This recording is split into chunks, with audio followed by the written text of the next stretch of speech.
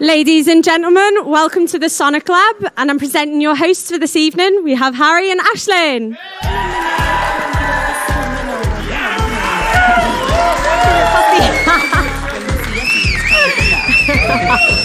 Here we go.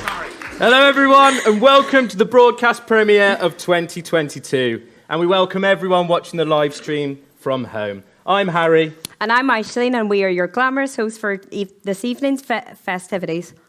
Bringing you the most jaw-dropping entertainment since the Will Smith slap at the Oscars. That one went down a treat, didn't it? This evening is a celebration of all the fantastic work that all the third years have done throughout the year. We will all get the chance to see each graduate film individually for the first time. I hope you've all had the chance to enjoy the hospitality on offer this evening. Hopefully not too much. I'm looking at you, Ethan Toehill. We don't want to have to call your parents again. So we have films about witches, raving, poetry, and we may finally learn out who the Belfast Beaner actually is. That's all to come. However, first we do have to go through some housekeeping. Can we all ask you kindly to switch off your mobile phones as they might interfere with our microphone equipment? And please note that the fire exits are behind you and on your left. Can we also ask each broadcast production student to start making their way to the stage once the credits for their film have started rolling? Anyways, hopefully this shouldn't take too long, because I don't know about yous, but I'm down for a drink after this. So...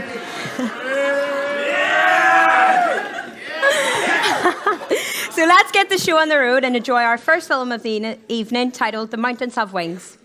Created by Nikki, Andrew Reid, Samira and Catherine, this film tells a story of a drone pilot as he tries to fulfill a lifelong dream of his in the Mourne Mountains. So here it is, The Mountains Have Wings.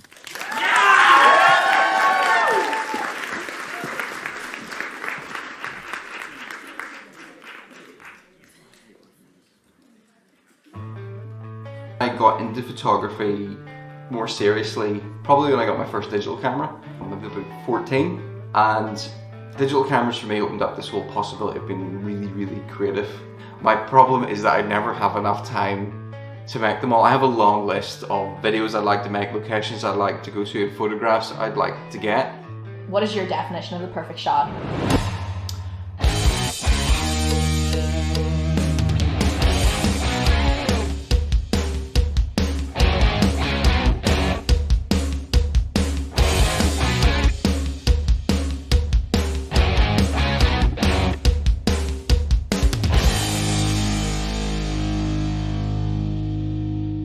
I'm Stephen Reid, and I'm a filmmaker and photographer. I come from a family of people who have always had cameras. I think when I was a kid I would have had like a really basic 35mm rangefinder type camera that I just took photographs of my friends. I actually still have my first digital camera. That's my first digital camera. This camera is 21 years old, and it's the best part, it still works.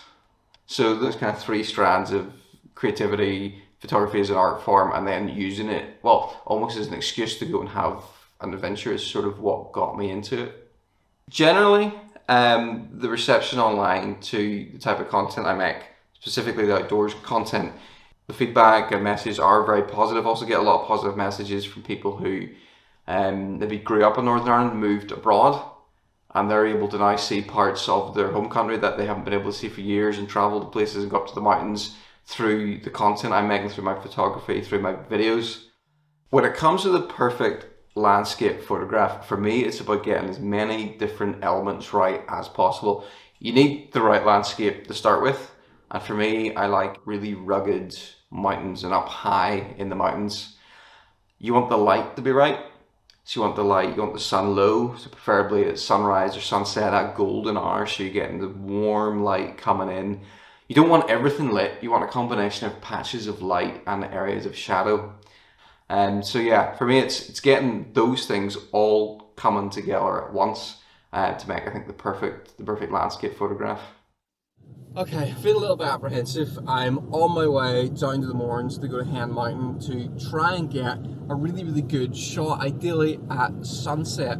It's quite windy, it's 10 to 15 mile an hour winds, which that combined with clouds that aren't too thick often can mean that the clouds will separate and you'll just get a gap, maybe even for a few seconds, where the light will just be perfect. So that's what I'm now hoping for. But I'm heading down here to Hen Car Park. I'm just gonna get up the mountain as quickly as possible and then just play the waiting game. I just hope we get some light, because if not, I'm gonna be quite disappointed, because about an hour ago when as I was just heading off, the light was actually perfect.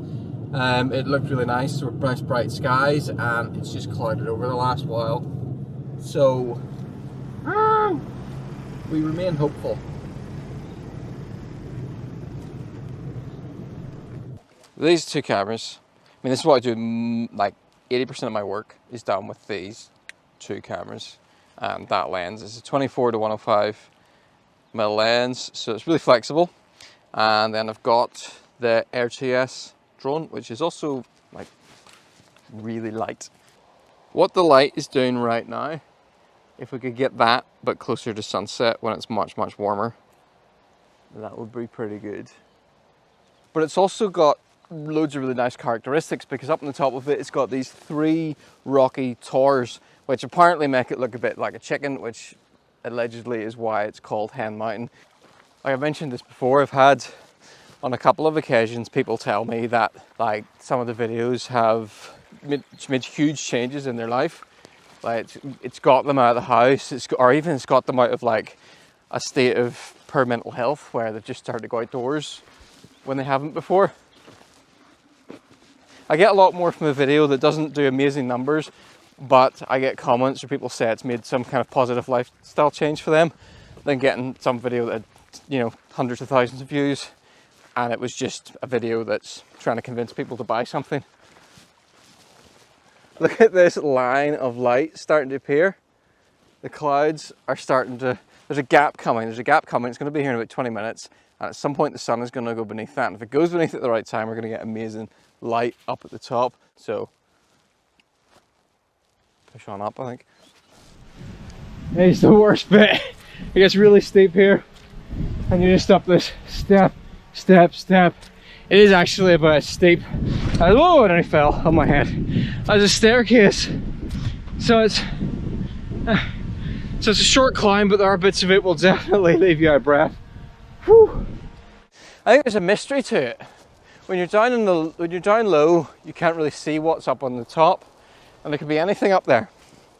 Well, most likely there's grass and sheep and some rocks, but it has a bit of a mystery to it. And once you're up, you know, you get this view that you just don't get of a landscape any other way. Seeing in 3D and having that feeling of height, I think that's quite, yeah, it's addictive.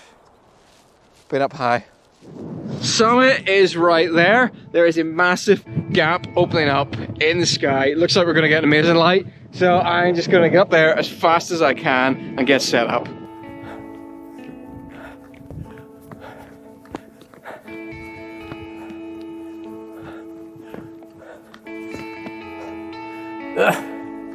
Last bit, come on.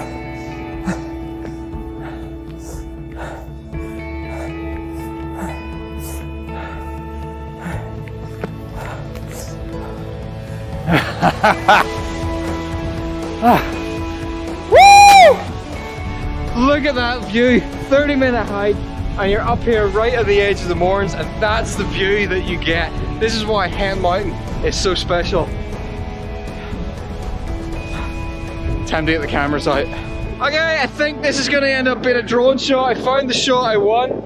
It's of the entire mountain from way back in that direction. Really nice edge lighting. And then hopefully the mountains out in this direction are all going to get lit up as well. So, gotta wait about 40 minutes, probably not, until the really warm light hits. So, I'm going to get off this summit and go down where it's warmer.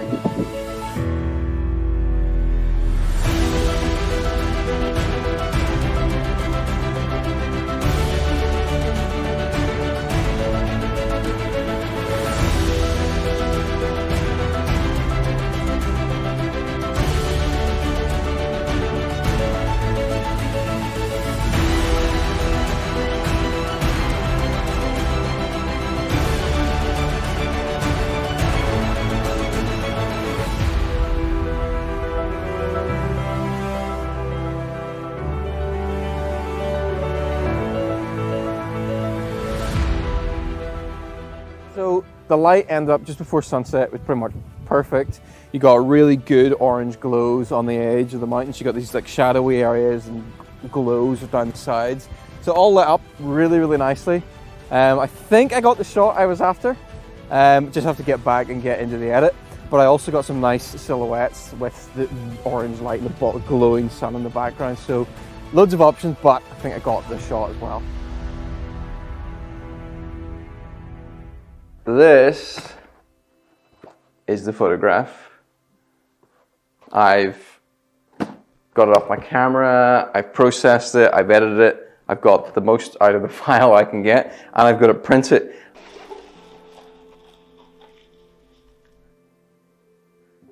There we go. That's class. I haven't got a photograph printed in such a long time. It's really cool. I think in theory, I think I can tick off most of the things I was trying to do. I've got a good combination of like high contrast lighting. I was really happy actually when I was editing this. I was really happy the way I managed to get the light down on these rocks down here. So you got the really nice detail of the water here. I like the way it reflects in the sky, and then this all leads your eye in like a little curve round through. Follow the light, and you curve up round, and look, it's me at the top of the mountain. Yeah, so I'm very happy with that. I think it would cover my definition of a perfect landscape shot, for sure. I'm really happy with it. From here, I think is the optimal viewing distance. That looks great. It looked really, really good in a frame. I think it's definitely going to go up there. It's made me realise I need to print more of my own photographs. I've got so many and they're just all online. I just don't print them. So after the Mourns, somewhere I've been wanting to photograph for a long time is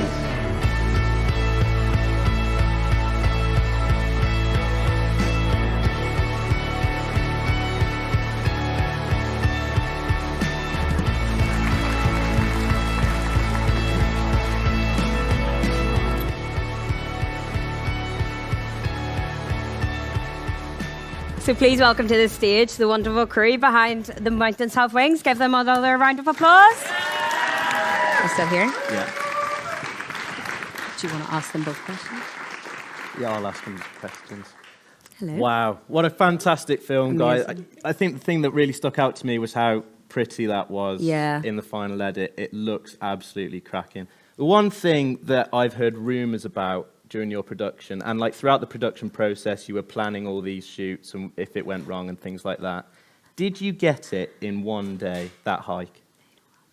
Yeah. You did? Yeah, we did. That is fantastic. So talented. It wasn't even us. It was him.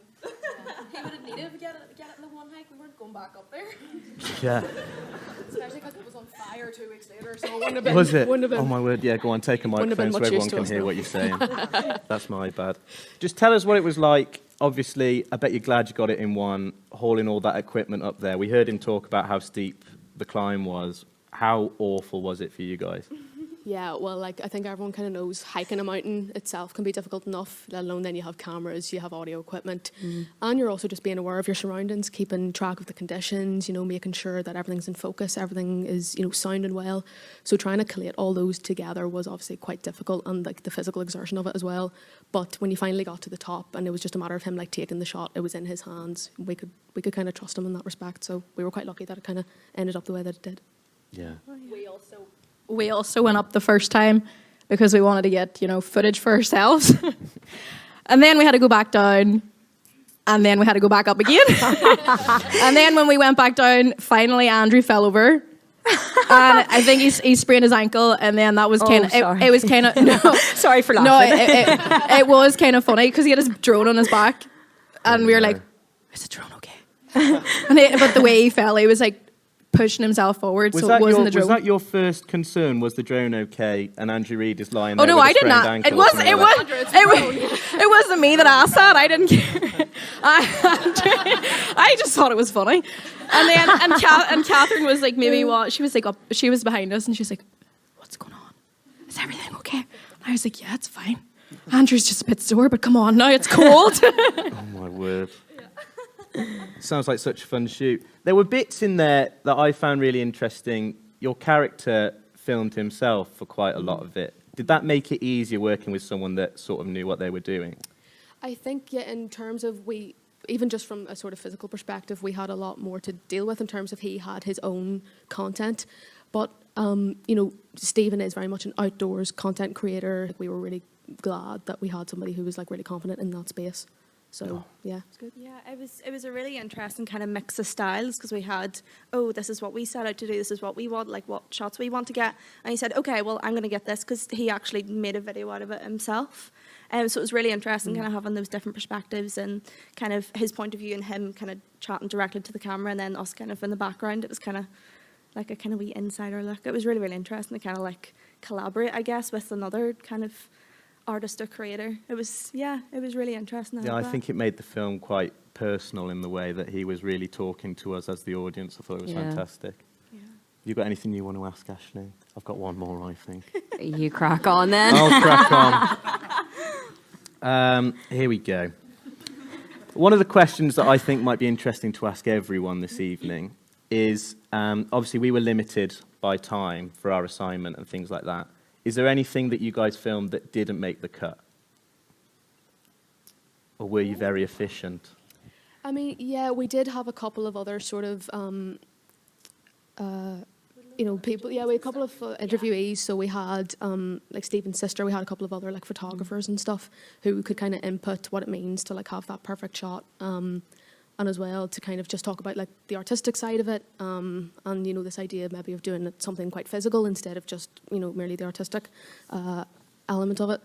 So we did have quite a few characters, but when it came down to it, we sort of realised, as important as everybody's input is, this is very much Stephen's story. It's his perfect shot, and we kind of had to put that above everything else from an artistic perspective. So it was Stephen's story, and we're glad it ended up turning out that way. So.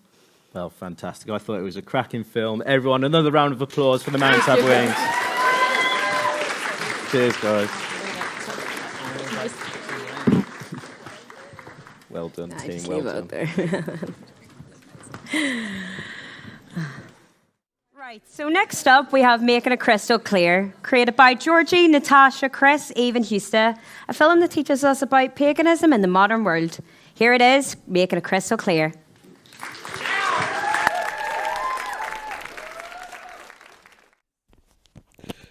Okay, we ready? Let's go. When you hear the word pagan, what comes to mind? You might think of wicked witches, religious rituals, and even sinister spells. But little did I know. You do spells. I met up with a witch, a pagan, and a mystic so that I can make things crystal clear.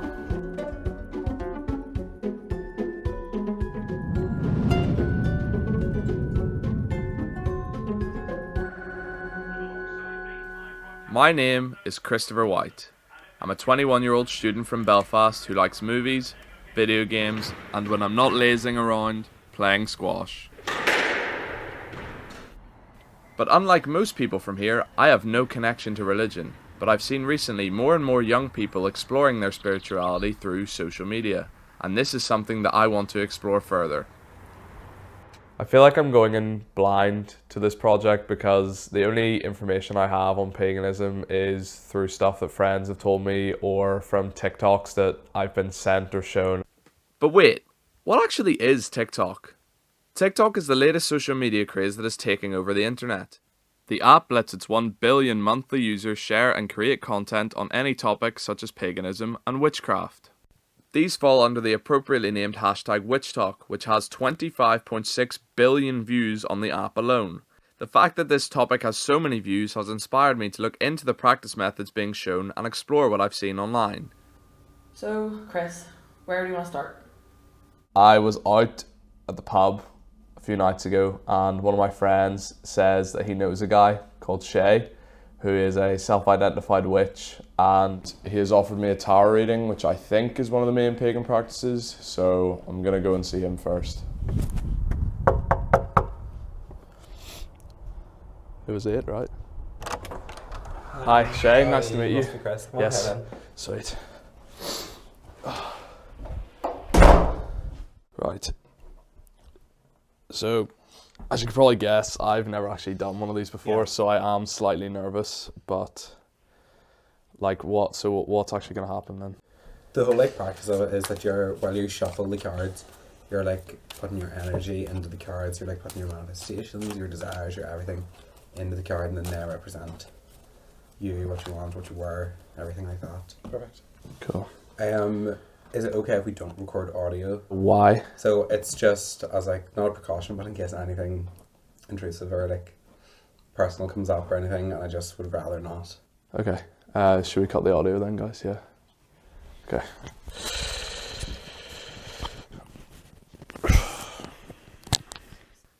The fact that Shay didn't want to record the audio for this part helped me realise how personal these practices are. Most of the cards that he showed me didn't resonate with me, and for the ones that did, my skepticism puts that down to luck of the draw.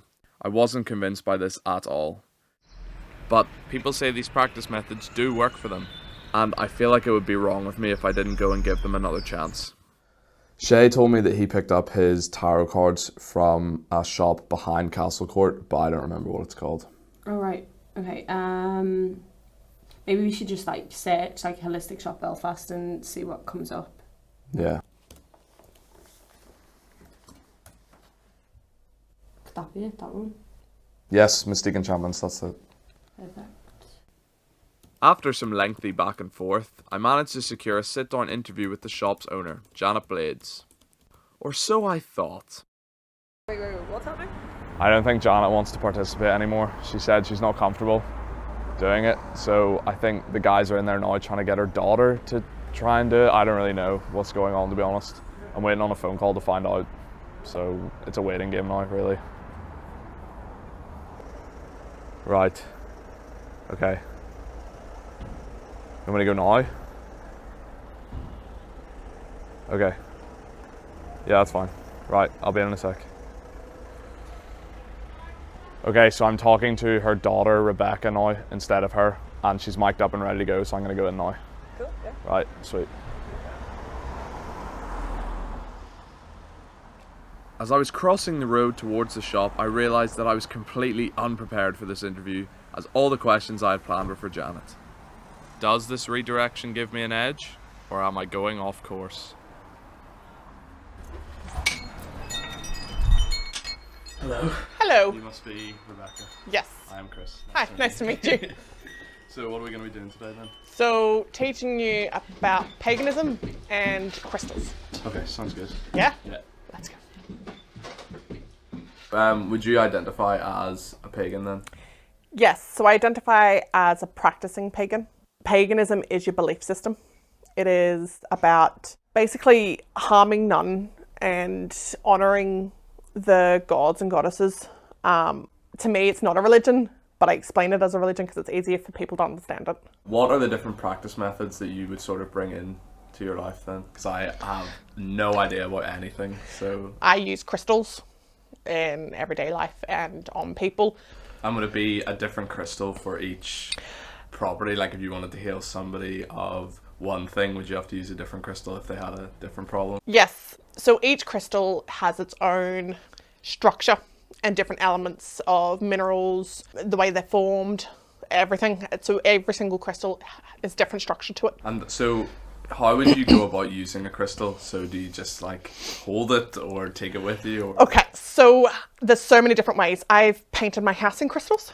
So I grounded up selenite and painted my walls with it, because then my house is always cleansed and charged. But what other way? I have them under my pillow to help me sleep. Like literally there's 20. I could kill someone with my pillow. It's literally just a complete part of your daily life then. Yeah, it sounds like I'm obsessed. I'm not. I just find if I don't have my crystals, my day's shit. Fair enough. So yeah, it's a bit of superstition in there with me as well. But I'm a practicing pagan, so I would also do spells. People don't realise they do spells. You do spells. Do you want to know how? Yeah. Have you ever blew a candle out and made a wish on your birthday cake? Yes. That's a spell. Okay. I just use herbs and different things to amplify my spell. Anyone that makes a wish, that's a spell. That's what spells are, wishes. So, how is everything going? It's going pretty good. After talking to Rebecca, a few days ago. I think I've decided that the practice methods aren't for me, but I really liked what she said about the sentiments behind their way of life. So that's something that I wanted to follow up on. And I did a bit of research online and found a guy called Dara, and he has agreed to meet me. So that's really good. But there's a catch. What is it? It's a 5-hour drive because he lives on the Aran Islands. Okay. Great. Fantastic.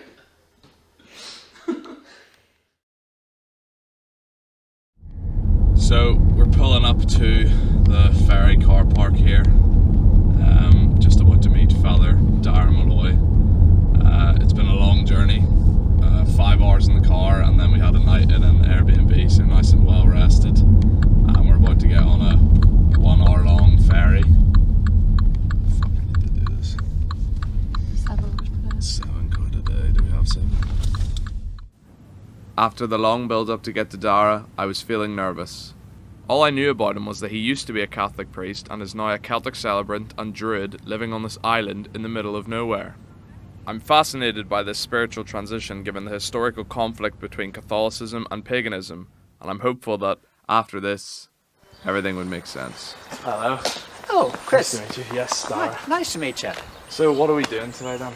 Well, you're here on Inishmore in the Aran Islands, so that in itself is something worth stating and seeing, but I'm going to bring you particularly to Killaney, called after St. Enda, founded the first monastery here. Do you want to lead the way then? Yeah, sure, let's go. Sweet.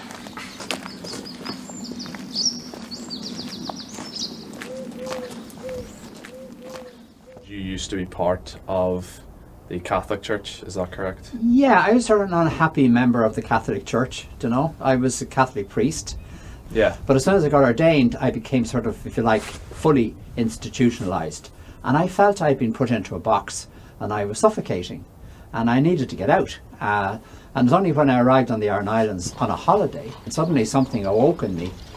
And I said, sure, I'd love to live like this. So one leg of me, if you like, was standing inside the Catholic Church, and the other leg of me was learning about the Celtic tradition. And eventually, after 10 years, I realised my two legs were going further and further apart. And I had to make a decision, was I going to jump back in to the Catholic Church full time, or was I going to jump out completely? Mm-hmm. I jumped out completely. And then began the life I've been living ever since, which is working in a spiritual way with people.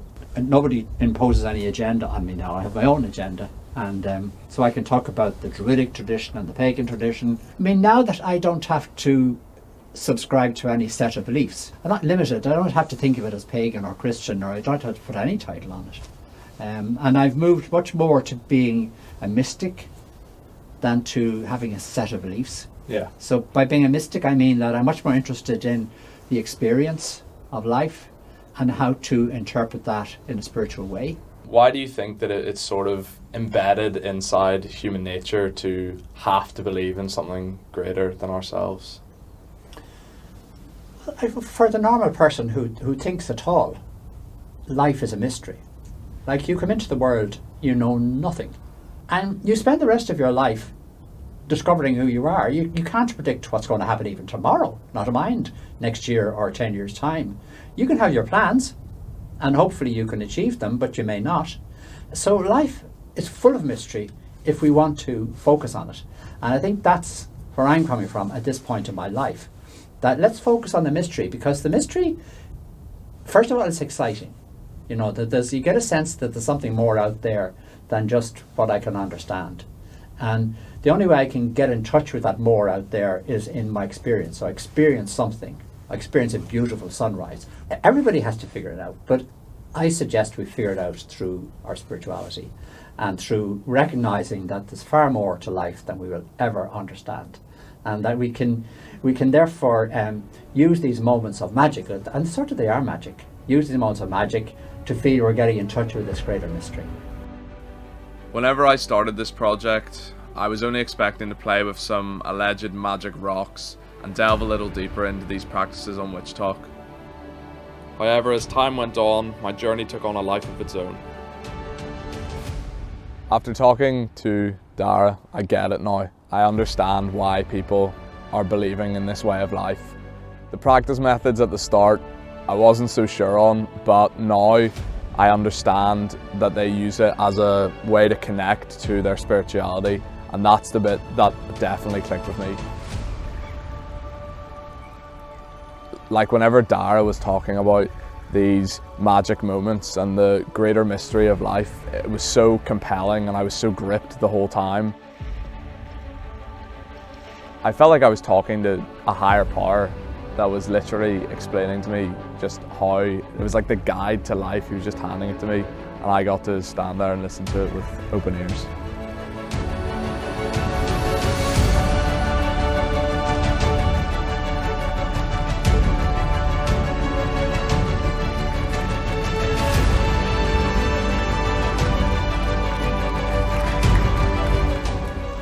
There it is. Welcome to the stage, please, the cast and crew of Making It Crystal Clear. Give them another round of applause, everyone. There you go.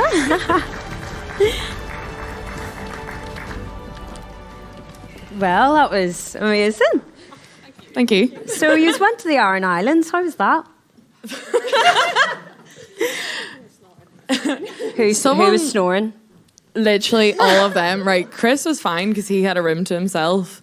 I was stuck with 3 people that were like train engines, just going and going. Like, see the shots of like the birds and the sunrise and all, because it was got to 5:30 in the morning, and me and Tash were the only ones awake, and I had not slept at all. And I was like, Tash, grab a camera, we're going outside, because I couldn't be with them any longer. No. I mean, it worked out well. The shots are amazing. Thank God for that. Just tell us how many days you were there again in the Aran Islands for that final scene there. We went down, we travelled down the night before. It was a 5-hour drive, so I was driving until maybe like 1 or 2 in the morning, and then we stayed in an Airbnb. It was this random guy's house in the absolute back arse of nowhere, and he was just steaming whenever we arrived, and he just sort of he opened his door and was just like, come on in, and just welcomed us in, showed us our rooms, and he just sort of passed out, and we were just left to our own devices. And then we had to get up really early the next morning, get a ferry, travel down, and then we only stayed one night on the Aran Islands. We stayed in some glamping bit, and then the next day had to get up, get another ferry, and do the 5-hour drive again. So oh my word, it was a long journey. Like, obviously in that film, we saw a lot of Chris and your journey throughout the film, and your learning of the topic at hand. Let's say, what about the other guys? Did you guys find some kind of spiritual connection as well when you were filming that film?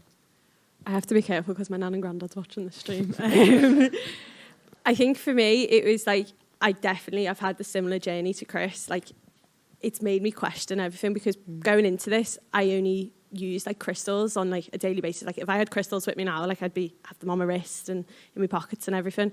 So it was like really interesting to learn about how you actually could use them, and how each of them have a different meaning, and how they can be so important to some people in their everyday lives. Like, Rebecca can't go a day without them. So like for me, it was just like a proper learning curve, and just really appreciating other people's perspectives on life and stuff like that. Yeah. That makes sense. It seemed a really, really interesting film, that. What else have we got to ask, Ashley? Are any of you like practicing the... I think me and Tash. Really? Tash kind of got me into it, but I'll give it... Yeah, I kind of like have a small obsession with like crystals and everything, and that's like how the idea started out. It was just like introducing Chris to like witch talk and like crystals and what they are, and then we kind of realized we didn't really know anything, so that's why we had to go and like talk to the the professionals and everything. But it was really interesting, and I still would use all my crystals and my incense and everything. It does smell like my room smells exact same as the shop we went to. It's bad. Most definitely. Well, I'm very aware of time because we're already behind. One more time, let's hear it for Making It Crystal Clear. Woo! And now we've come to our third film of the evening, and it's actually the film that I worked on, so I've got to brace myself for an intense Q&A session.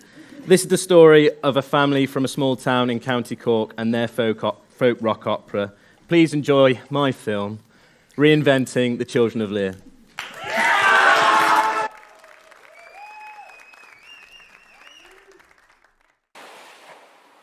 Storytelling is important to Irish history. It is a fundamental part of who we are. It is our culture. But in a world of technology, spoken word storytelling is fading away and our history is being lost. It is up to us to keep these traditions alive and reinvent the way we tell our stories.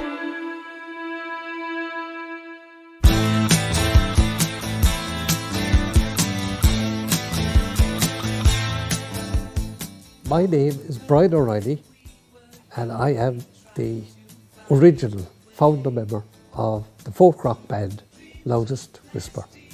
The band was formed officially as Loudest Whisper in 1968. We became Loudest Whisper, and I began writing more songs. I had always been interested a little bit in mythology, and the Children of Lear just jumped out. It jumped out of the page at you. And I said, this story is made for the musical. I thought it would be a nice idea to do a stage production. The critics more or less said, an exhilarating blend of folk, rock and blues with injections of Celtic folklore. And I said, yeah, I like that. What did you ever see each other? Oran, my eldest son, was born in 1971. I was doing some gigs in Cork, sort of folk gigs, and Oran was a young 17 or 16 or whatever. He'd come with me and he'd help me with the gear. I said, come on, I'll teach you the bass. There was always interesting characters in the band, so you just, as a kid growing up, you always wanted to hang out. And then by the time I got to 16, it was like, Dad, can I go to a gig with you? Can I go? So I started going to gigs. And once I was 18, I started going out with the band more regularly, and so I was playing guitar first, but the bass player left, so I played the bass then for a long time. And in latter years now, I play guitar. First memories of Loudest Whisper is rehearsal for the folk rock musical, The Children of Lear. So we did it first in a folk club in Clonmel. Then we got offered a chance to go to Germany with the Stuttgart 40-piece choir. Then we did it in the Opera House, and that's where my granddaughter got involved. The last production of Children of Lear was actually my first production being on. It was the obvious choice that we were going to use the Loreto Choir, and of course Orna was in the choir at the time. So now we had 3 generations. Ornan was playing guitar, I was playing piano and guitar, and Orna was singing in the choir. So we had 3 generations of the O'Reillys performing in this concert. It was nice on the Friday night to kind of think back and look around and kind of, where's Orna? Oh, she's over there, and there's Dad, and I'm here. It was very strange being on stage with a band, and then not only it just being a band, but it being your actual, like your granduncles, your cousins, your granddad, dad, and people I'd grown up my whole life around. My passion for music stemmed from it being a family tradition, really. We were around my granddad, Brian, who was gigging, and my dad was going off gigging and everything. It's a big boots to fill, really. It's a little bit daunting. A lot of people have their opinions on Children of Lear by Loudest Whisper, and people are entitled to their opinions. Personally, I don't think we'd even have the legend if it wasn't for music. I think using music to tell stories is traditional because people couldn't read or write before, so they'd interact song. 1, 2, 1, 2, 1, 2. It's really great being back indoors in a pub, doing what we do. Looking at everyone here in the bar tonight, you can clearly see that, and absolutely brilliant to be back. When people hear music, they do like deep meaning from the lyrics, and they do like songs that tell stories, and that's what we're doing. We are storytellers. We're doing it through song. I think storytelling through words is you get the gist of the story, and then you kind of forget all the fillers. But if you have the song, like you remember the hook, you remember the link, the melody, and it kind of flows more. So it's a lot easier to convey stories with music instead of just written words. This is a complete different atmosphere. If you were selling a book and having a book launch in a bookshop versus the crack that's kind of going on here tonight.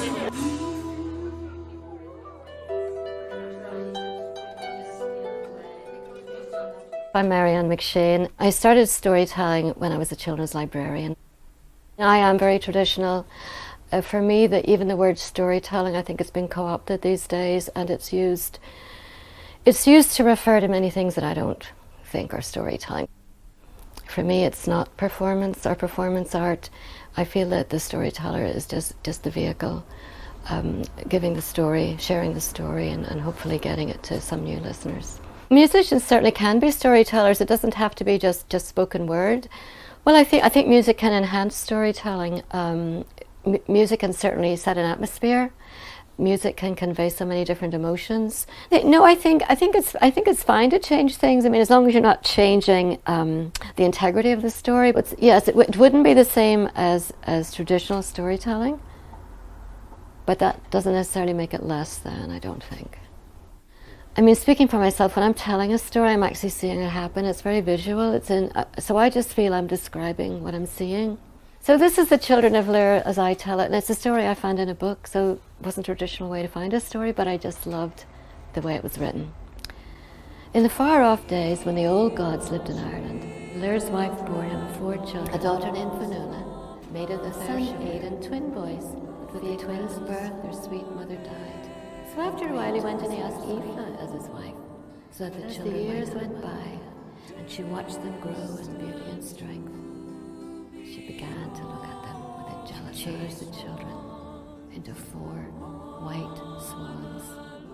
In a loud voice, she chanted the children's terrible doom. Home's where I want to be, to see you again, my family. Oh, how I want to go home. Being back here has actually brought back a lot of memories.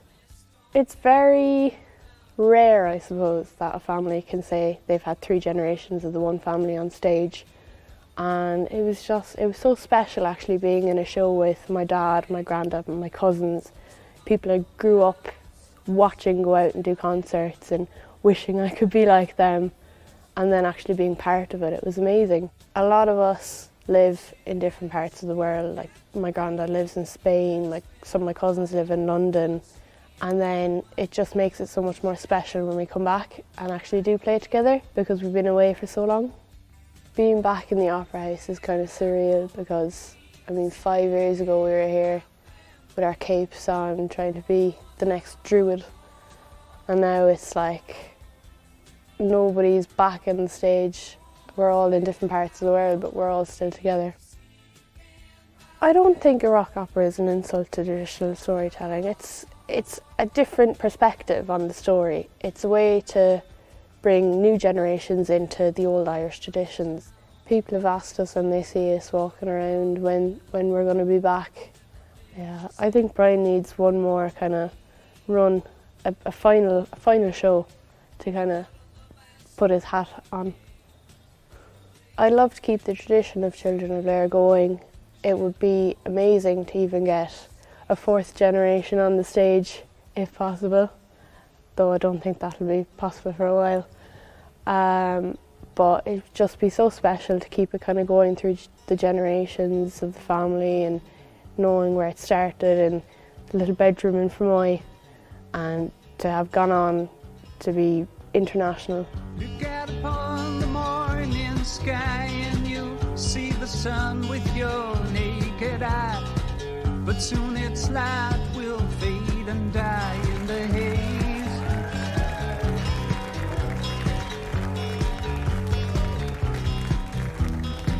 The wise men weep and the peasants cry, and no one knows just the reason. Reinvented Children of Lir, everyone give them a round of applause.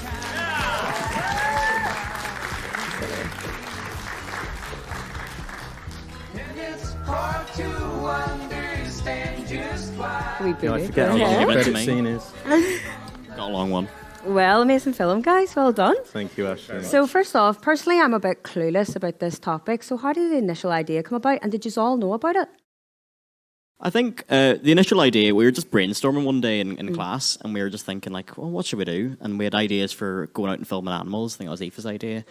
And I think Bushmills Distillery was an idea at one point as well. We're just brainstorming, and I was like, oh, what about Irish storytelling? Kind of like a Leicester Spotted Ulster vibe, if any of you are familiar with that one. And then Shannon was like, oh, I know this family, and the 3 generations of them have done this, show, and they're all, and we're like, yeah, let's do that. It's a good wee story idea. Yeah, I know. So that's how it came about. So you've travelled a lot down to Cork. How was that? Tell us a bit about that. I mean, it was interesting. We got to go home, which is where I'm from, so I got to go see my family, who I'm guessing are probably watching this, and I got to see Orna, and we said we'd give a shout out to her, so I suppose... Shout out to Orna. But it was good. It was a lot of travelling up and down. I know it stressed us out a little bit, but yeah, it was...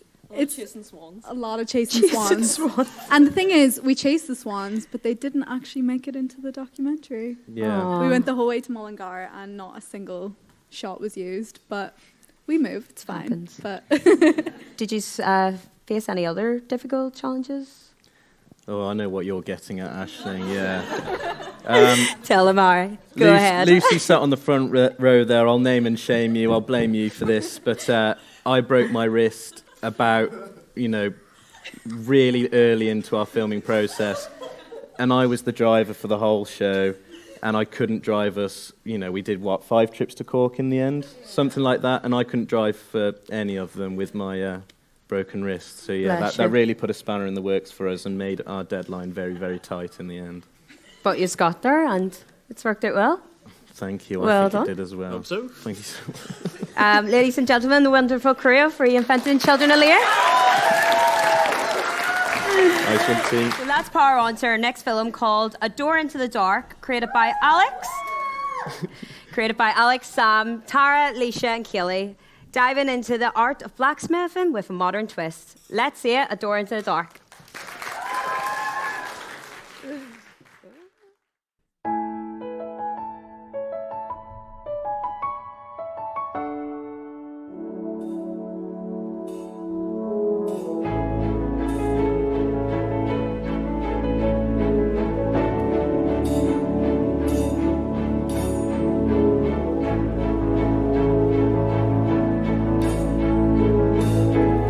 All I know is a door into the dark.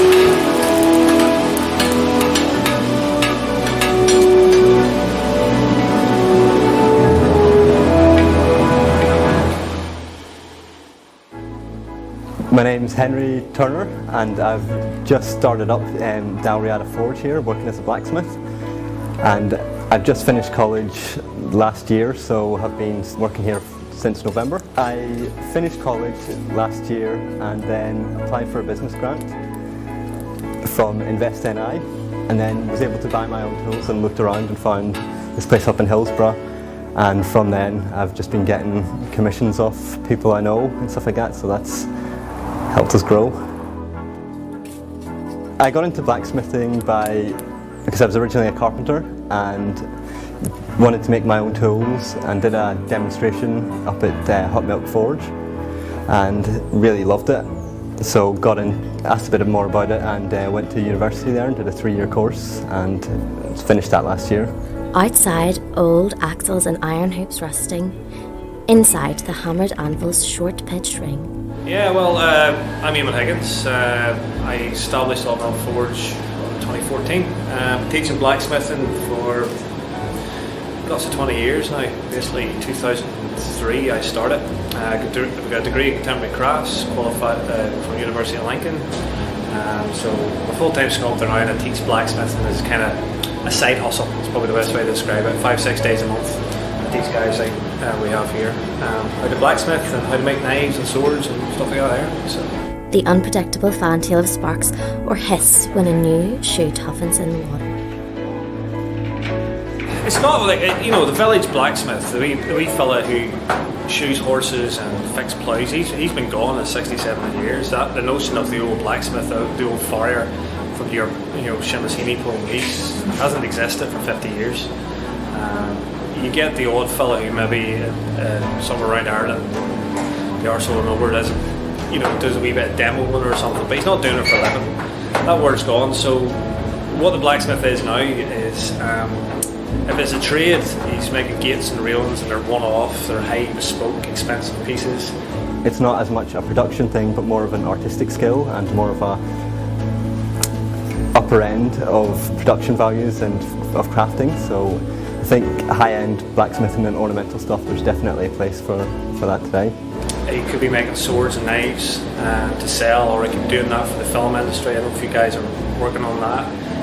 Or they could be like me, an artist, blacksmith and sculptor, who are using their skills as a blacksmith to then create a sculpture and sell it and stuff like that. It's a different word, but most people who are artists or blacksmiths these days are just doing it for fun, doing it for the crack. My name's Stephen Murphy. I'm a blacksmith and a bladesmith. I've been a blacksmith now since 2005, so 17 years now, is that? My mainstay of business is a mix of traditional blacksmithing, architectural ironwork, gates, railings, but also then knives, swords, mainly for the film industry. I have been working in the film industry since 2010, and in recent years it's become more and more my mainstay of business. Generally it's forged swords, but also some decorative elements for different siege equipment and stuff. The anvil must be somewhere in the centre, horned as a unicorn at one end square, set there immovable, an altar, where he expands himself in shape and music. I've worked on Game of Thrones, I've worked on The Northman, Dungeons and Dragons, film out in Saudi Arabia, Desert Warrior. A lot of these are shows that are still to come out, but what I love about working with making the swords particularly, they tend to be pattern welded swords, which is a very challenging piece to make. They take a lot of time, but also it's very fulfilling to see the work that I produced on camera, on screen, that everyone could see that sort of work, Forged metal has a very particular type of look. It has a very particular aesthetic that you can't recreate in fabricated metalwork nowadays. You can tell when something's been forged, and the quality of a forged item and the longevity you get out of a piece that's been forged compared to modern fabrication techniques is what I love and what I try to get across in my work.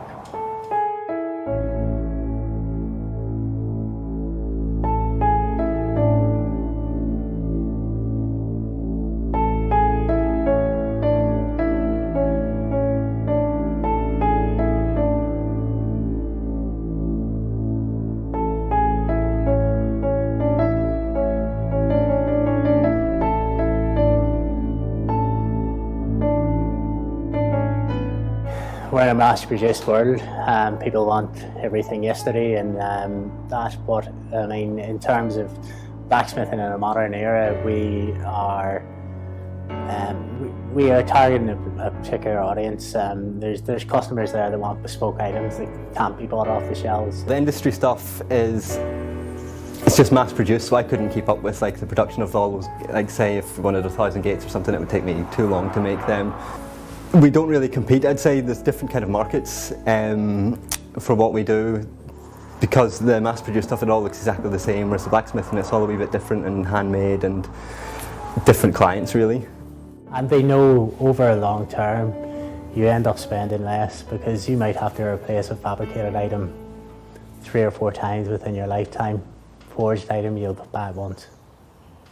What would you say would be the benefits of a handmade piece over something that would be made by a computer or fabricated? Between handmade and mass-produced, I think across in the handmade piece comes like the identity of the creator or the crafter that's making it, and it's individualistic to them, so you can almost tell who's making it by certain pieces, and it kind of gives the piece an identity, whereas they don't have on the mass-produced scale. They're all exactly identical, and the maker doesn't really come across in it. You can tell if something's been worked. It feels like it's more alive when it's been forged as opposed to just lifted off a shelf.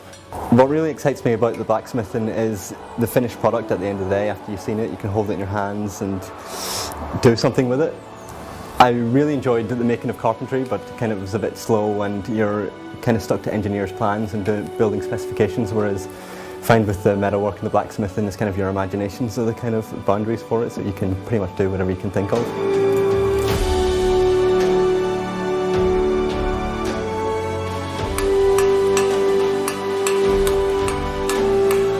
You get to use your imagination a lot more, trying to figure stuff out a lot more when you're doing artistic pieces, like problem solving, whereas it's quite straightforward. The architectural stuff is welding, cutting, pretty much that's your thing, whereas you get a lot more satisfaction at the end when you see a big art piece kind of made rather than 20 gates that all look the same.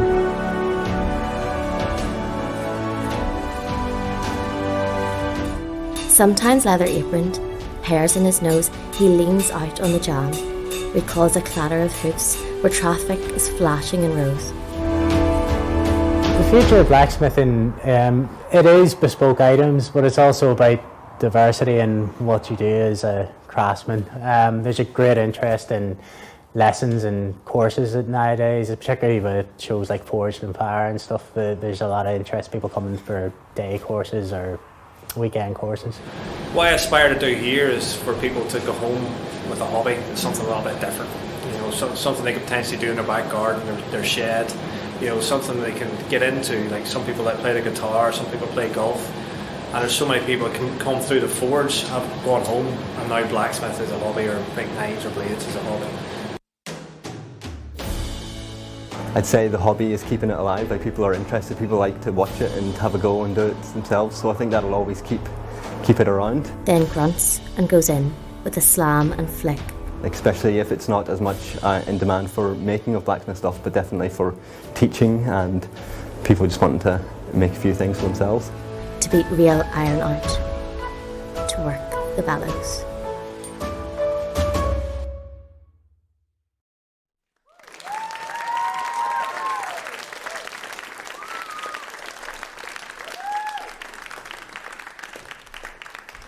Big round of applause, the cast and crew behind A Door into the Dark. Let's welcome them to the stage.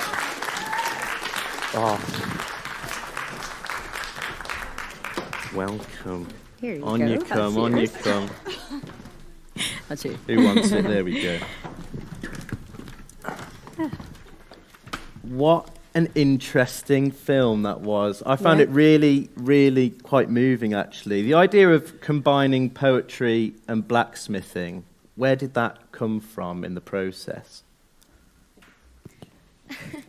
Yeah, well, I think for me, I studied A-level English, and my granny actually grew up just down the road from Seamus Heaney, and she was always speaking about him. And when I started to read his poetry in A-level English, it was something I kind of wanted to bring to life. And then Sam had a few contacts, and he obviously brought that onto the screen with his work with the cinematography. So, yeah, that's kind of how it started.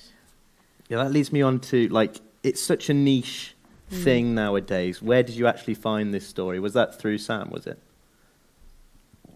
Yeah, well, basically, I live on a farm, and we rent our sheds out to people. And one day I was walking about the farm, and I hear this banging coming from a shed, and I put my head in to see what's going on. And there's Henry, who's just set up his forge in one of our sheds. And this was around the time the ideas were flying about, and I remember thinking that's very interesting.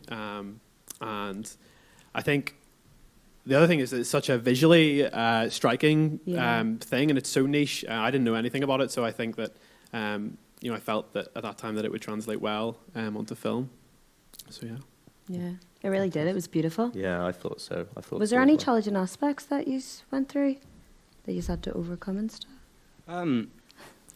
Not really. It was more like our lessons with Frank. We were always told what's like the conflict, and we were thinking what we were going to do in the first place. And I thought, and then we all kind of agreed, because we don't know anything about it. That's the point. It's mass production, modernity is kind of taken over. I guess. Can think of an issue we had because we were trying to show how blacksmithing can be so diverse, but it just wasn't happening. We were trying to find a female blacksmith, and we were all sitting in Uri on an early morning, and our female blacksmith, she just didn't show up, and that was it. And we were there all really, really early.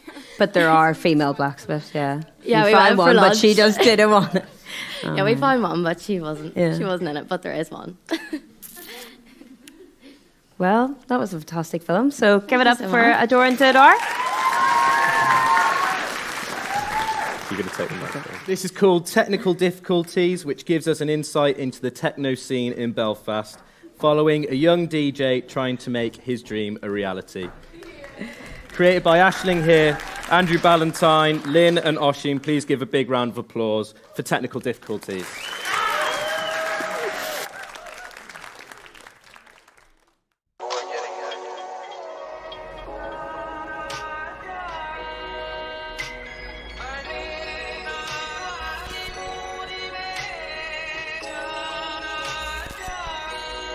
Scene in Belfast is so tightly knit that you get to know everyone, and everyone has this fantastic music taste. It's an absolutely amazing city with an unbelievable electronic music culture. Brings everyone together, and you're grooving and you're looking around and you're seeing everyone else having the same amount of fucking crack that you're having, and you're just loving it.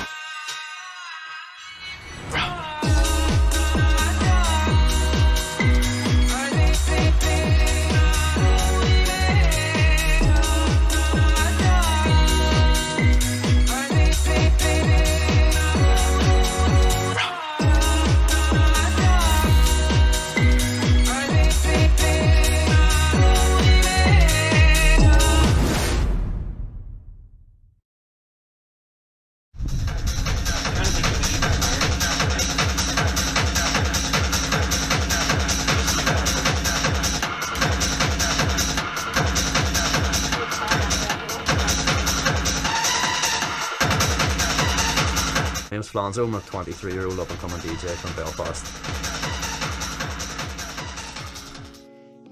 You're famous, you know what I mean? Yeah, fair.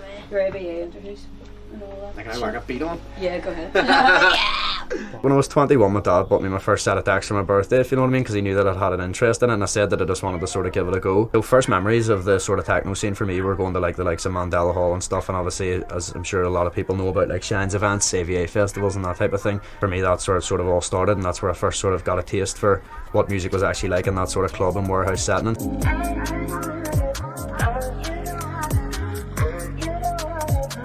Degrees in business studies, so it has absolutely no relation to what I do now, but I'm sure a lot of people are in sort of similar positions like that there.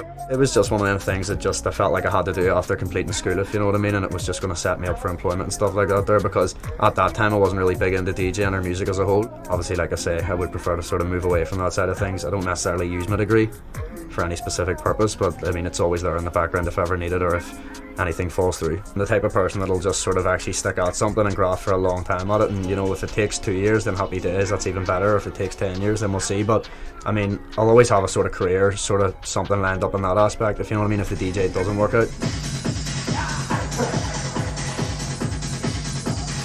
The Northern Irish scene is huge, that there's been so many DJs and great talents came out of Northern Ireland over the years. Seems to be a really good environment actually for creating high quality international talent, and don't know what that is, what's in the air over here, but I actually would say that it's an advantage being in Northern Ireland, whether it's because of it's a difficult environment or it's quite a small scene and there's not as much, you have to really make your own opportunities and stuff and get stuck in. This year, in terms of like the short-term goals, it'll be a lot of focus on that there, trying to get some tunes out there and signed on stuff.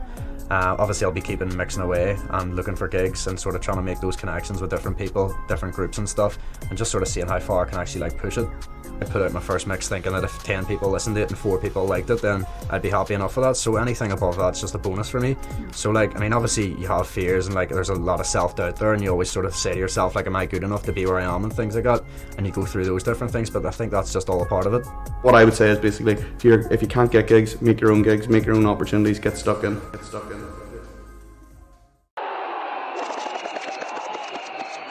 hell. You want one more?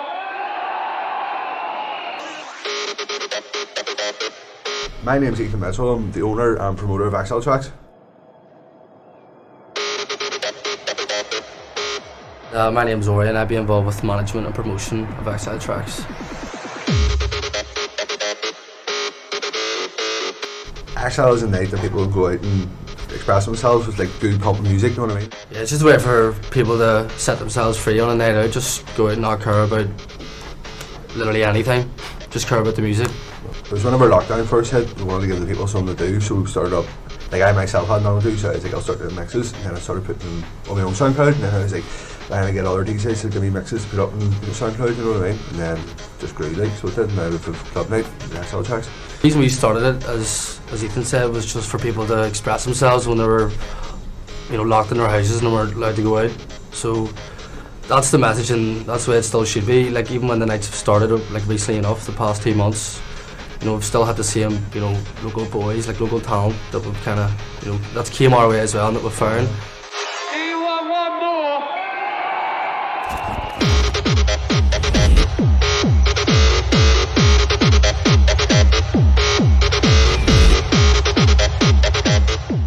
My name's Matt. I'm the owner and creator of Industry Productions Limited and OCD Fridays and Print Room. We discover people by them running their own gigs sometimes, and then that would really, like if I hear that there's been a party in a small intimate venue that everybody's talking about or something, it'll sort of feed its way back through the industry. I would keep my ear close to the ground with that. The benefit of OCD Fridays to me was that a lot of the ethos behind the night was that a lot of the younger DJs in the scene, in Belfast scene and wider, would come and sort of cut their teeth at OCD. They'd get to play their first sets, have their debuts, their first club debuts and stuff, and through that process that was sort of how I would have discovered up and coming talent and new DJs. Listening to music on SoundCloud is one thing, but when you're playing in front of a crowd, like I think we knew Flanzo could bring that energy to a crowd, and he's done that so far for us, and that's why we're kind of, moving him up where he's going to end up headlining a few nights or playing more later on.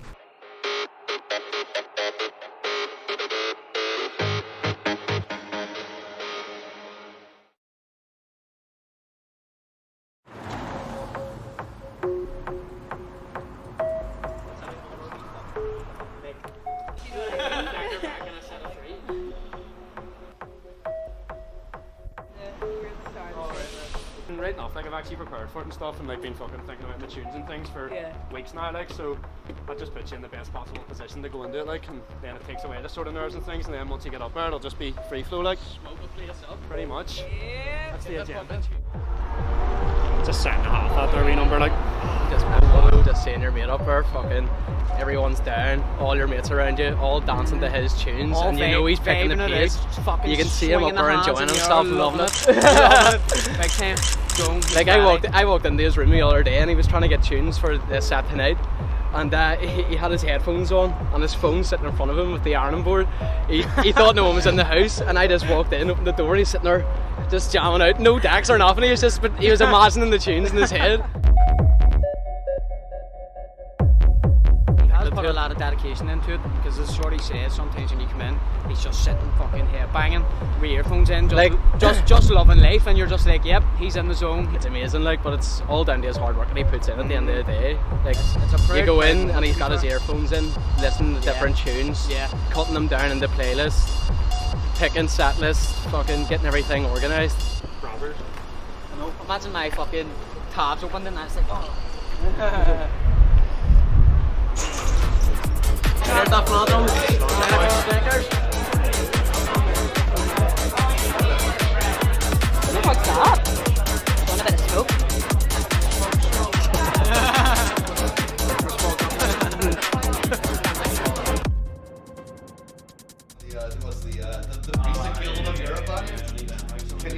Fucking getting the lead beat ready, so it's going to be a fucking ship we're putting in here. Like. Jumps up on the feet, jumps up on the feet. To be honest with you as well.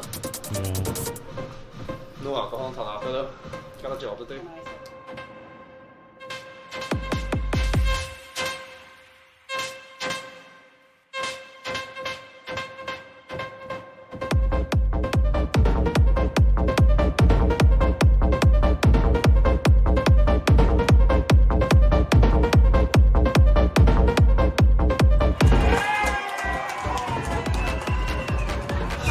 Nasty, always fucking class experience, but felt really like comfortable up there, felt good, just ready to rock a show, and just all the tunes just went off, mixing with ticket, everything just went sweet out, but I'm prepared for it, so that's what I'm fucking in for, like, you know what I mean? Reap the rewards, yeah. Just felt good, just felt nice to be up there fucking firing away, like, so that's the way we go.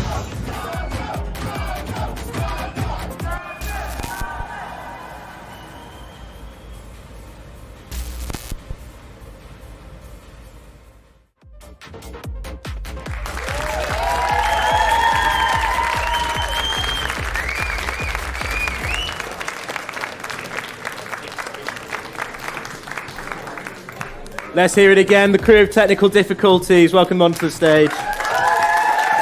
You sit there. Oh, you forgot. Oh, you sit there. Absolutely fantastic. Do you know, the first thing I want to ask, right, is when you guys pitched this film, you knew instantly that it was Aisling and Ballantyne's idea because you are always in the Telegraph building, obviously. The question I want to ask is for Lynn and Oisin. Oh, go ahead. Has this changed your opinions? Are you now really into the techno scene? What's it been like for you making this film? Yeah, well, I didn't know anything about the techno scene before this, really. And now she'd just be dying for a rave, like, wouldn't you? You're lying. No, really, it opened my eyes to just, like, how much goes into it. Like, there's so much preparation work. They're so passionate about it. Like, everyone involved in the scene is so, like, into it. They're really dedicated to it. So that's probably the main thing that I learned. Will you be in the Telegraph soon? Yeah, definitely. Fantastic stuff. Yeah. The other thing I want to ask about is obviously your characters were really strong in this. Where did you find them? What's the connection to them? Well, Aisling's friends with Paul, but we all got to know him so well. Like, as Oisin said, like, me and him are from the country, so, like, I'm only really used to going to, like, local nightclubs and bars. Like, that's what I grew up going out to. Like, I've never been to a proper techno event, but, like, watching the footage of Paul doing his thing and all the footage back from even the crowd's reactions to the techno music playing, I've never seen anything like it. I've never seen, like, a dance community so, like, tightly knit. And I think it just really opened my eyes. Like, when people think of the techno scene at first, they maybe just think of all the negatives and stuff, and maybe that's how I thought before, but definitely not now. Like, it's really opened my eyes to how much techno actually brings people together, as cringy as it sounds, but it's true, it really is. That's fantastic to hear, fantastic to hear. Just talk to me a little bit about, obviously, the environments you were filming in that last scene there. Aisling, you can take this, I suppose. What was it like working in that kind of environment, very loud, bright lights? It must have been an absolute nightmare to film. Oh, I just wanted to ditch the camera and go boogie. Oh, it was so tempting, so tempting. But it was weird being there sober for once. But yeah, it was amazing. Like, everyone was just so helpful. It was insane. Really good. Really good. It's fantastic to hear.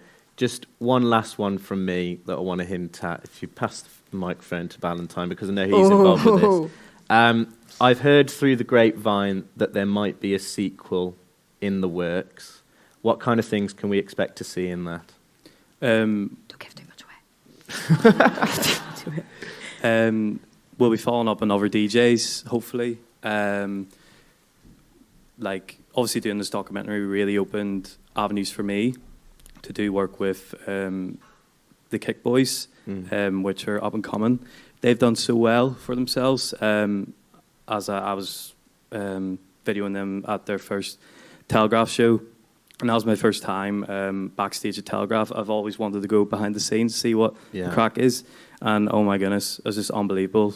So many people showed up to their gig, even though they were the first ones playing. And just the atmosphere was just incredible. And yeah, I loved doing this documentary. It was really good. Fantastic. Yeah, that's all I have to say. Just one more. When do you think we might see this sequel, perhaps? Or is that too prudent a question? We don't know yet. We need to have a meeting about it. But Yeah. very soon, very soon. Fantastic. Let's hear it. The crew of Technical Difficulties, everyone. Feeling calmer now? Yeah. I know how nervous you were about Can't that wait to bit. get to Thompson's now. So I'm excited to see the final film, and I think we've all...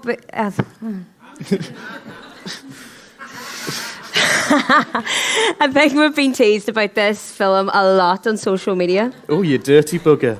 I hated that joke. There you go.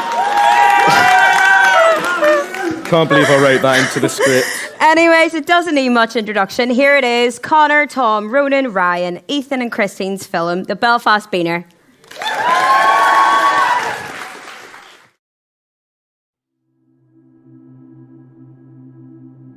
The Holy Lands, student capital of Belfast. It seems peaceful, yet everyone who knows these streets expects some level of outlandish behaviour, but nothing this premeditated. By night, a menace plagues the residents of the Holy Lands, committing most incomprehensible crime against students. They're filming their actions and posting it to TikTok, amassing tens of thousands of views. They're known only as the Belfast Beaner.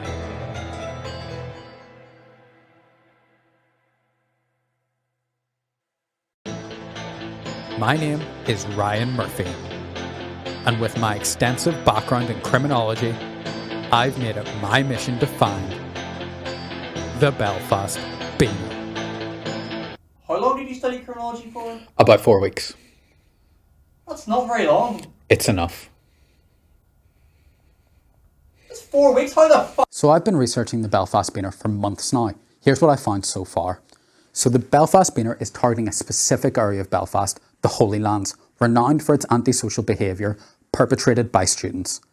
The Beaner's posting these crimes on TikTok, giving me a wealth of clues, such as the white sock. In every single TikTok, they've been wearing a white sock on their hand to stop any fingerprints from getting on the can.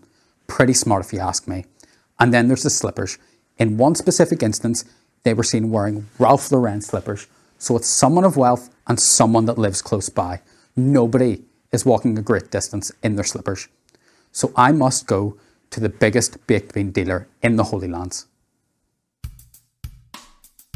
Here at the Holy Land Spar, students buy all sorts of things.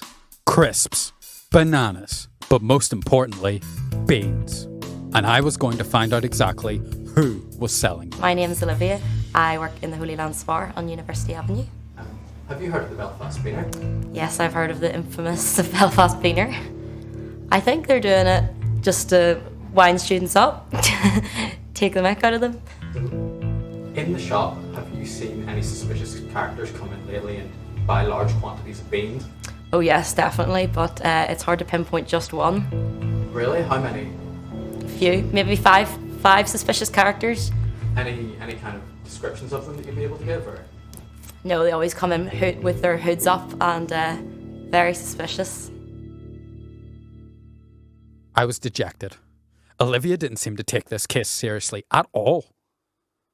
But I knew if I could find someone actually affected, I could prove it wasn't just a joke.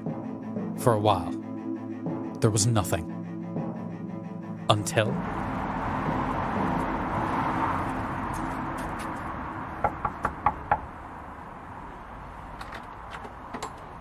It was sort of party going on that night, and we opened our door to let the last couple of people out. We just sort of looked down and saw that there was beans all over our front step. We've really thought about it, and I can't think of anyone it could be, but As for why our house was targeted, again, it's one of those sort of mysteries that I just really can't seem to place my finger on. Maybe it started off as a joke and it was fine at the start, but then he began to see that people were finding it funny and getting him a bit more popular. So that's probably why he, did it a bit more frequently and stuff. I can understand people finding it funny to send maybe their friends' houses in and then seeing them on TikTok and things like that, but being the people that have been like, just it felt like we were being targeted, and it was quite disheartening to be in the middle of it all. Despite the Beaner captivating my attention, they couldn't give two shits about me or the good name of Heinz, the $93 billion company they were tarnishing, who commented on the events by saying, "We are absolutely appalled by this activity. Apart from the mess caused, our beans should be eaten and enjoyed, not wasted, particularly at a time when so many families are living in food poverty." Yet even after the comment from Heinz, I was no further. For a while, all leads ran cold. And with no new beanings, the Beaner had gone strangely quiet. But almost out of nowhere, the Beaner followed someone new. See, you can't just message anyone on TikTok. You need them to follow you back. I needed an inside man, or in this case, an inside woman. My name is Martine O'Connor, and I'm the only person that is followed by Belfast Beaner. Why do you think the Beaner followed you? I think the Belfast Beaner followed me because obviously I make most of my TikToks based around the Holy Lands, and I play quite a big part in the Holy Lands and just all the aspects about it. Do you have any idea who the Beaner could be? I think it might be a boy. I'm not completely sure who it is, but I think it definitely is a male. I don't think a girl would commit those acts. Would you be willing to text the Beaner for us and see if they'd be willing to talk to me? Yeah, 100% I'll be willing to text them, yeah. So if you could just say, "Hi, I see that you followed me. I'm working with a documentary crew who are making a documentary about you. Would you be willing to come and meet for an interview?" Does that sound like? Yeah. And then all I could do was wait. Except a response came quicker than I expected.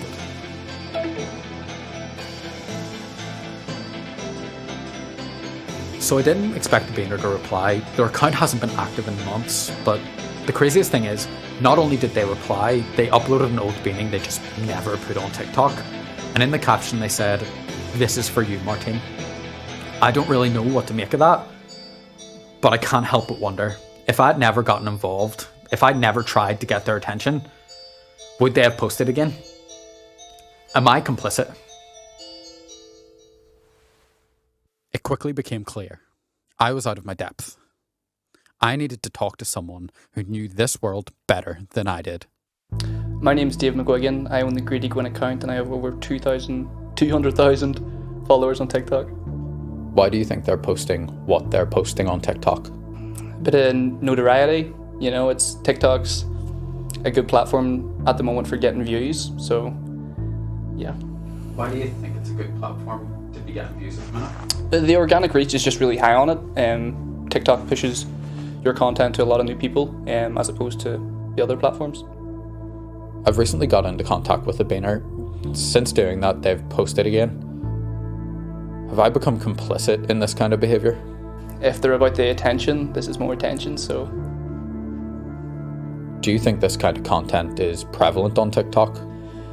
It's not something I've seen before, but if people are interested in doing that kind of thing and they've seen this, it might encourage them to do it or show them it can be done. Since I started this investigation, there's been a host of copycat beanings, and even comments on their latest video celebrating the Beaner's return. It seems like David was right. I was left in a strange place. The Beaner wasn't responding to any more texts, and I was starting to feel that maybe my engagement was making things worse. And that this case was bigger than me, bigger than the Belfast Beaner. It was time to seek professional help. Hi, my name is John Topping and I'm a senior lecturer in criminology here in the School of Social Sciences, Education and Social Work.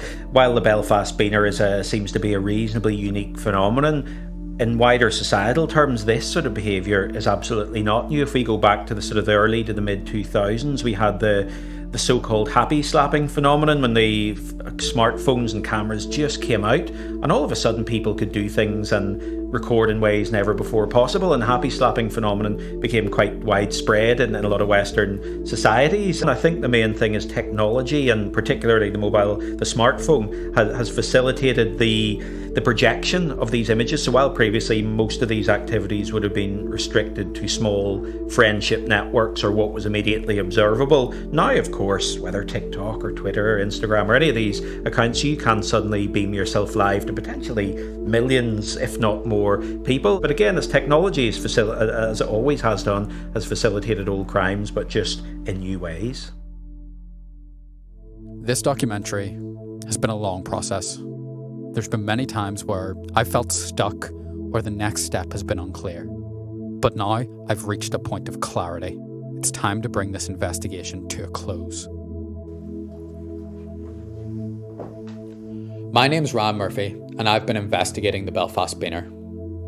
When I began this investigation, I wanted to hold the Beaner to account for their actions and find out why they, as an individual, committed these acts. But over the course of my investigation, I found that there's a far more widespread and systemic issue at play, with social media platforms like TikTok and their algorithms unwittingly encouraging this kind of behaviour. That's why I've decided to end this investigation. The effects of the Beaner go beyond just the houses that they vandalise. There's a virality to this destructive content that allows it to be spread more, encouraged more, to the point that the hashtag crime has over 8 billion views on TikTok because we, as an audience, continue to watch it. So until the individual committing these acts changes, the platforms change, and we, as an audience, change, this is never going to end. It might be under a different name, or even a different crime, but there'll always be a Belfast Beaner. And that's the problem. The system breeds this type of content. The Beaner and every account like theirs are just giving the audience what they want.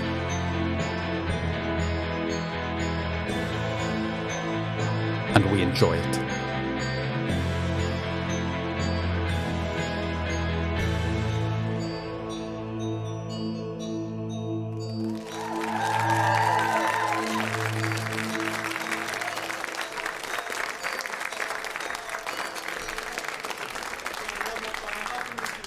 The crew behind the Belfast Beaner. Give them another round of applause, everyone.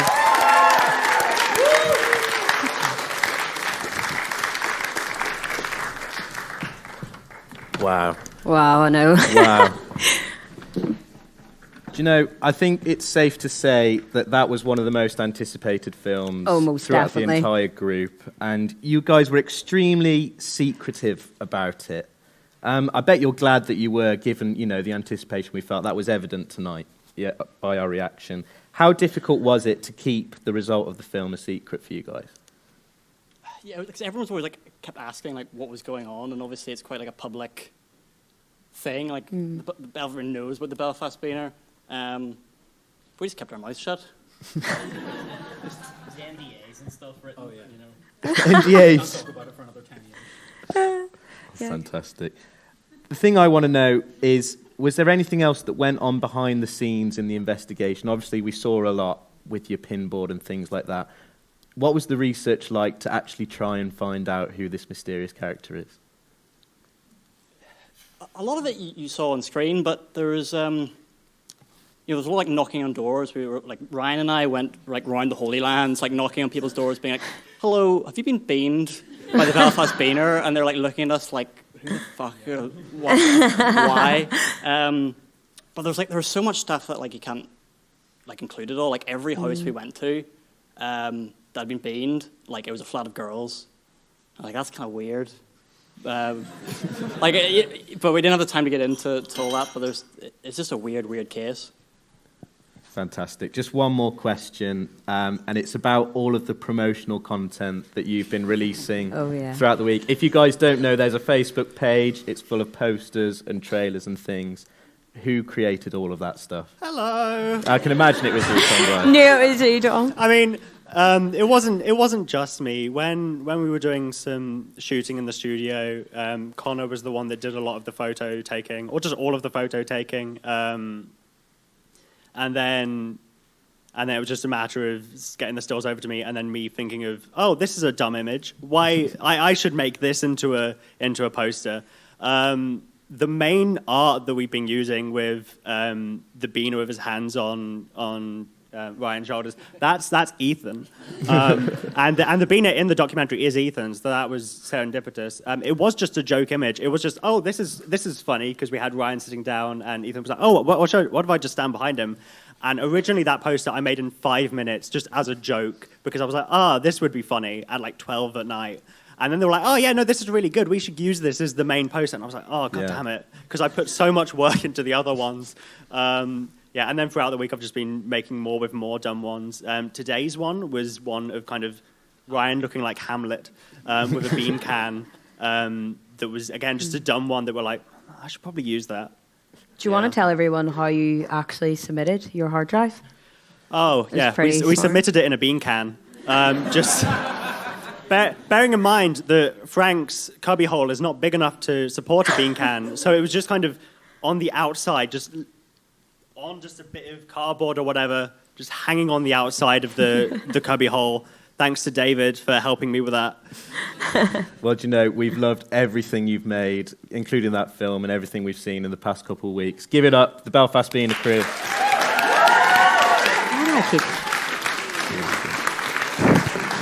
Well done.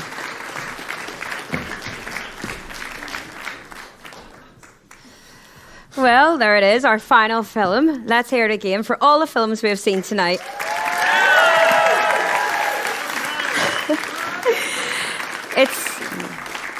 It's safe to say we've had an odd 3 years, but it's great to see the back end of COVID and get to celebrate properly of all the work we have done over the past few years.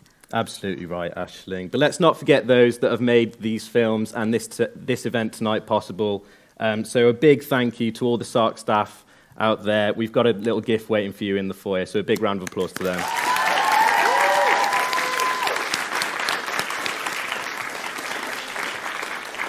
And of course, we want to thank the main man himself, Frank Delaney, for steering us through the year. And we've got you something as well, if you'd like to come up and accept it. You know, it's at the back of the room.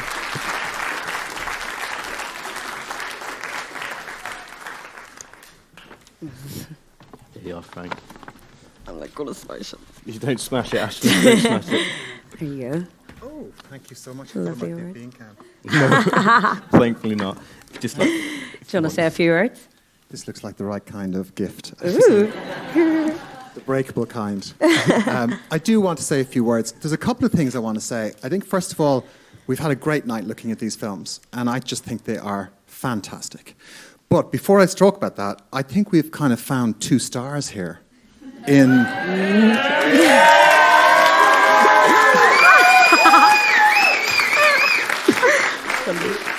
who kept these talents very, very quiet over the last few years. Had I known that you could host something like this, then we'd have made use of that. So we might see them on the screens in BBC in the future. I think so. I think there's a big possibility.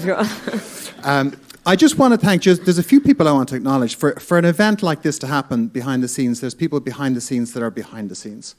And so we've Johnny McGuinness, we have Craig Jackson at the back there, who's been running the show tonight. We've Aisling McKeown, we've Ben Brown, and of course we've David Mahaffey. And these crew keep SARC on the road, and they keep events like this happening.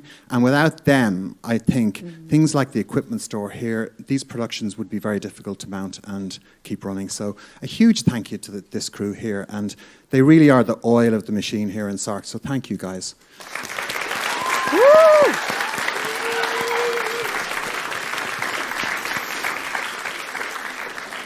And now to broadcast students of 2022. It was a huge privilege for me. One of the things about my job is it's a really big privilege to see people on a creative journey. And I remember the start of the year, this first class, and I showed some of last year's films. And it was like, you know that emoji that just has these huge wide eyes and the big open mouth from the whole class? And it was, there's no way we can do that. And I knew they could. And I think they did. And I think that the work here tonight, from my point of view, is just excellent. And anyone who's seen it so far, it's very accomplished work. And it was very engaging. And I just think it's like to be able to entertain a whole room of people for 2 hours with ideas that are coming out of your imagination, it's a real superpower. And you guys have that in droves, you know. And it's been a major privilege for me to accompany you all on your journey. And I kind of think that they asked me to come up and say a few words because they were hoping I'd get emotional. Because I kind of get emotional when I'm saying... I'm getting emotional. You know, when I'm saying goodbye to third years, I do. And it's just to get to know you guys over the year and to see the struggles of these films and to see, you know, your confidence grow and your creative abilities grow. It's a magical, magical thing. And so I'd love all of the broadcast students who are here just to stand up so everyone in the room can see them. Woo! Class of 2022!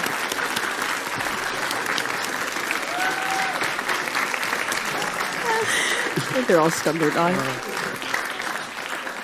Students, the night is yours, and this is the point for me, and I'm really proud of you all, and I'm really proud in being able to say this, and I love it. At the start of the year, you were my students, and tonight, you're my colleagues and you're my peers. Oh, no.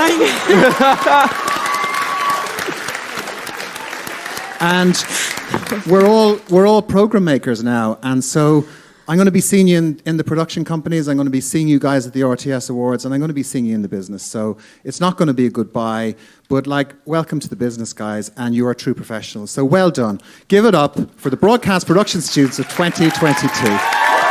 Thank you.